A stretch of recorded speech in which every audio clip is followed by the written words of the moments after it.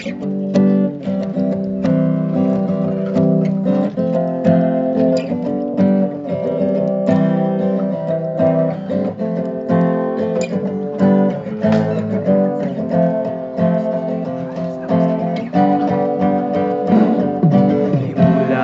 ang iyong mga mata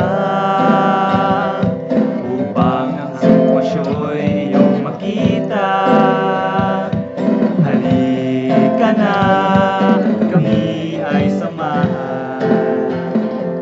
Sarili bigyan ng Sa internet kalayaan. maraming bagay ang di maipaliwanag. Mga tweet o poso kung ano mang di matawag-tawag. Mga bagay na tunay na nakapagtataka na di natin mawari kung ano nga ba ang halaga. Mula sa simpleng parinig na naging bukang bibig, na naglaoy nagmitya ng pagkasira ng tidig ng isang individual na nagmukha ng hangal. Sa harap ng mga tao mo kay napakakapal. Tuloy sa kangangawa ang kanilang mga salita, na para bang alam nila na sila lagi ang tao. Mga salitang nagmistulang punyal dahil sa tulis na nagdulot ng sakit, dugo, sugat at pawas at masyadong mabilis. Marami nang nainis dahil di nila alam ang dulot nilang kinagpay sa mga taong tunay na kanilang pinatatamaan. Ito na ang mga bunga, ano ba ang dahilan di malaman. Dahil galing sa elektronikong mga labi, mula sa duwag at mga taong arogante. Wala mang magawa, di makagante, iiyak na lang at imumukmok sa isang tabi. Imulat ang iyong mga mata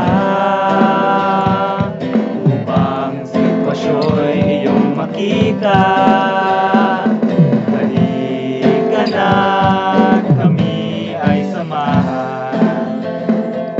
Sarili bigyan ng kalayaan. Ang larawan at pangalang ditugma sa tunay mong katauhan na bawang mandirigmang takot lumaban ng harapan. Isang taong taglay, di tunay nakatapangan dahil sa ikay supply. Pinipilit mong ibuhos sa iba ang iyong galit at dinadaan ang iyong pagkaasal sa panlalait sa buhay ng ibang tao. Hindi mo man aminin, ikay nabubulok sa iyong ang pagkaalipin sa taglay mo na inggit. Di alam ng iba ang dahilan kung bakit mo sila inaalip. Basta masasakit na salita ay iyong binabato, tumatagos sa puso ang sugat, pinagdudugo ng hihimasok at nagbuhusgang walang pangangatwiran. Di naman hinihingi opinyon mong hindi kailangan. Di mo batid ang dami ng lahat kung nasaktan. Akala mo ay tama ka pero akala mo lang.